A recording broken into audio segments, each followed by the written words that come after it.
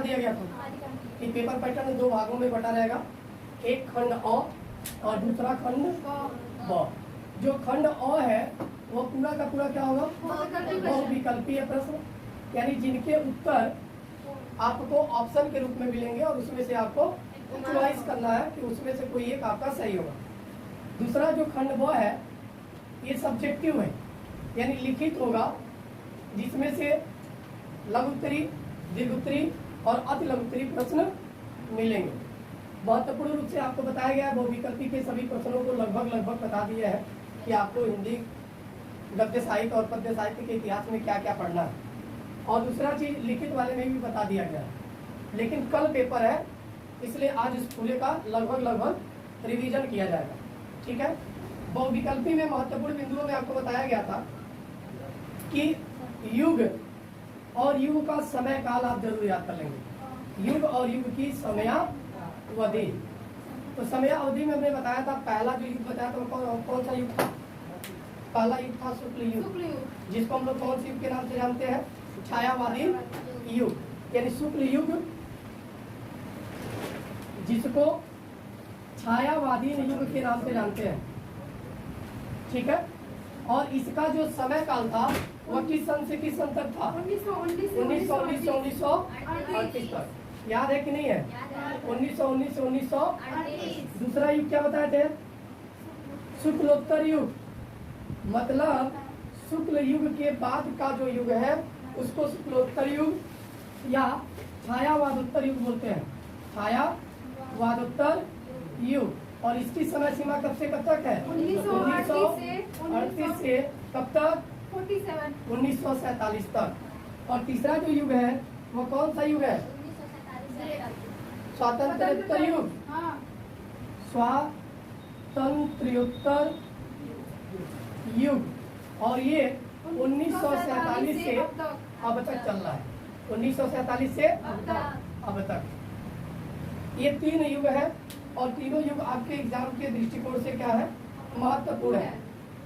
आपको कुछ प्रथम लिखवाया था, जैसे अक्सर पूछता है कि प्रथम मौलिक उपन्यास, प्रथम मौलिक उपन्यास कौन सा है? परीक्षा गुरु। राइटर कौन है? राइटर बताओ, लेखक कौन है? लाला श्रीनिवास दास।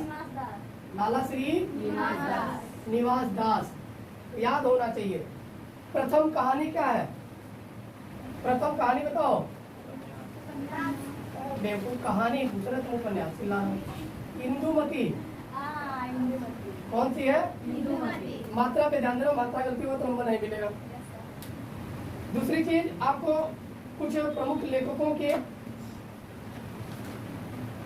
आत्मकथाएं और उपन्यास भी लिखवाए, जिसमें से एक आत्मकथा थी मेरी असफलताएं। प्रश्न ऐसे पूछ लेता है कि मेरी असफलताएं किस विधा की रचना है? तो मेरी असफलताएं की विधा क्या है बताओ? विधा क्या है इसकी? आत्मकथा। क्या है? लेखक कौन है इसके? बताओ। बाबू गुलाब राय। तब बाबू बताएंगे, तब गुलाब राय तुम बताओगे। हाँ, ये सब तुम बताओगे। बता देने का मतलब आपको याद होना चाहिए। जितना मैं बताया हूँ उसी में से बता रहा हूँ, आपको रिवीजन करा रहा हूँ। अब हिंदी का टीचर तो है नहीं कि सब कुछ आपको एकदम याद है, मुझे बस लिखवाते जाए। लेकिन जो आपको इम्पोर्टेंट लिखवाया इतना मान के चलो, आपका अर्धवार्षिक परीक्षा हो चाहे वार्षिक परीक्षा हो, उसके अतिरिक्त नहीं आएगा। यकीन ना हो तो जो इस बार वीडियो नहीं बना रहा है, ये वीडियो रखे रहना, पेपर लेके आना, मिलाना, पूरा का पूरा क्वेश्चन इसी में से मिलेगा। नहीं मिलेगा वीडियो बनाना बंद। ठीक, धन्यवाद। नहीं बनेगा, अगर मान लो पेपर में नहीं आया सेम टू सेम तो वीडियो बनाना बंद। नहीं, आप वीडियो बनाइए, आना चाहिए। हाँ आएगा, तो इसीलिए हम गारंटी ले रहे हैं आएगा। तो पढ़ोगे तब ना, तो पढ़ के जा। दूसरी चीज, आज जितना लिखवा रहे उतना जरूर पढ़ लेना। आवारा मसीहा एक, आवारा मसीहा ये कौन सी विधा है? उपन्यास है। लेखक कौन भैया? Very good, Vishnu Prabhakar. वो पढ़ रहे हैं बच्चे आजकल। कौन है लेखक? विष्णु प्रभाकर। कोई डाउट? फिर आपको वाण भक्त की आत्मकथा लिखवाए थे। इसकी वाण भट्ट की ये रचनाएं हैं सब आत्मकथा, लेकिन इसका विधा क्या था? अरे आत्मकथा पढ़ के आत्मकथा मत लगा देना, यह उपन्यास है। क्या है? उपन्यास है। लेखक बताओ इसके कौन है? आचार्य। वेरी गुड, मुझे याद नहीं था, तुमको याद, अच्छी बात है। आचार्य हजारी प्रसाद। डाउट। फिर इसके बाद कुछ और रचनाएं लिखवाए थे। कौन? गोदान लिखवाए थे। मुंशी प्रेमचंद का विधा उपन्यास। राइटर प्रेमचंद, मुंशी प्रेमचंद भी बोलते हैं भाई, ध्यान से पड़ेगा। अब ये ना समझो कि केवल एक एक हेडिंग है, एक एक पॉइंट है। एक एक हेडिंग 3 प्रश्नों का उत्तर बन सकता है।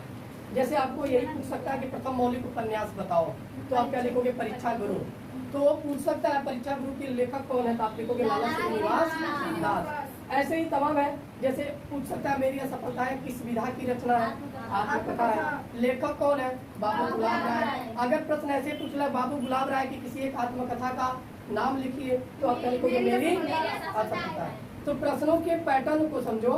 ये आंसर आपको एक एक लाइन में दिख रहा है, लेकिन ये 3-4 प्रश्नों का उत्तर है। 3 से 4 प्रश्नों का जब आप पढ़ोगे तो आगे देखोगे कि कई बार बोर्ड परीक्षाओं में ये पूरे के पूरे क्वेश्चन रिपीटेड है हिंदी के। क्लियर है? फिर ध्यान दो, आपको और रचना लिखवाया गया था। एक घूट किसकी रचना है? बताओ। जयशंकर प्रसाद। Very good. ये क्या है? विधा। राइटर है जयशंकर प्रसाद। कोई डाउट? बस याद रखना, जो पहले लिखवाए वो रचनाएं हैं, जो बीच में लिखी गई वो विधाएं हैं, और जो बाद में लिखे हैं वह लेखक के नाम है, यानी रचनाकार के नाम। कोई डाउट? फिर ध्यान दो, अर्धनारीश्वर। अर्धनारीश्वर, अर्धनारीश्वर किसे कहा जाता है? भोलेनाथ को, शंकर बाबा को, जो बहुत भोले होते हैं। ठीक है, जो भी मांगता है दे देते हैं। अक्सर सावन में जो भी महिलाएं पुरुष व्रत रहते हैं तो भोले बाबा उनकी सुन लेते हैं। लड़कियां व्रत रहती हैं, लड़के भी तो कुछ रहते हैं। ठीक है, तो भोले बाबा की कृपा सब पे बनती है। बड़े मतलब उदारी हैं, उदारवादी हैं, दया बड़ी जल्दी करते हैं। तो तुम लोग भी भोलेनाथ को पढ़ के जाओ। भोलेनाथ को मानते हो? पूरा का पूरा हो जाएगा। ठीक ठीक, इधर जाओ। अर्धनारीश्वर क्या है? ये निबंध है। विधा क्या है? लेखक रामधारी सिंह। अब हम रामधारी सिंह बोलेंगे तब तुम बोलना दिनकर। क्या बोलना? दिनकर। पूरा मत बोलना, एक बार पूरा बोलोगे तो तुमको आ जाएगा। फिर ध्यान देखा, फिर आपको जयशंकर प्रसाद का ही ध्रुव स्वामी एक नाटक है। अजातशत्रु, चंद्रगुप्त, स्कंदगुप्त, ये सब के सब क्या है? नाटक है। जयशंकर प्रसाद के अन्य नाटक पूछता है तो अजातशत्रु, चंद्रगुप्त, स्कंदगुप्त है। लेकिन जयशंकर प्रसाद की एक रचना है कामायनी, जो क्या है? महाकाव्य है। यानी विधा पूछेगा तो महाकाव्य, और लेखक का नाम पूछेगा तो जयशंकर। कोई डाउट? अब इतना बहुत है। गोदान के लेखक कौन है? मुंशी प्रेमचंद। बाकी सब ठीक। अब हिंदी पद्य साहित्य में हिंदी पद्य के विकास का संक्षिप्त परिचय। हिंदी पद्य की यदि हम बात करें तो हिंदी पद्य 2 कालों में आपको मुख्यतः पढ़ना है क्लास 10th में। एक है रीतिकाल और दूसरा है आधुनिक काल। एक है रीतिकाल और दूसरा है आधुनिक। रीतिकाल को बेटा हम उत्तर मध्य काल भी बोलते हैं। क्या बोलते हैं? उत्तर मध्य काल भी बोलते हैं। और आधुनिक काल को गद्य काल भी बोलते हैं। अब गद्य काल क्यों बोला गया? ध्यान से देखो, आधुनिक समय में जितने भी राइटर हुए, लेखक हुए लोग, वह जब कविताओं का लेखन किए तो वह एक कहानी की तरह समझ में आता है। तुकांत नहीं है, कोई जरूरी नहीं है तुकांत ही हो तभी कविता होगी। लेकिन इसके पूर्व में जितने भी कवि हुआ करते थे उनकी कविताओं को लोग गाते थे, उनकी कविताओं को लोग गुनगुनाते थे। तो वह जो काल था वह रीति काल था, जो उत्तर मध्य काल के नाम से जाना जाता है, जिसकी समयावधि 1663 से 1868 ईस्वी तक है। 1868। और जो आधुनिक काल है वो 1868 ईस्वी के बाद से अब तक, यानी निरंतर चला आ रहा है। निरंतर भी लिख सकते हैं और अब तक नहीं लिख सकते हैं। अब इस आधुनिक काल को कई कालखंडों में बांटा गया है। जिस लेखक की भूमिका जिस युग में सबसे अधिक थी वह युग उसके नाम से जाना लगा। जैसे मैं बात करूं, भारतेंदु युग आया, इसमें भारतेंदु जी का सबसे बड़ा योगदान था। भारतेंदु जी ने नाटक भी लिखा, कविताएं भी लिखी, कहानियां भी लिखे, उपन्यास भी लिखे, इसलिए इस युग को भारतेंदु युग के नाम से जाना गया, जो 1868 से लगभग 1990 तक चला था।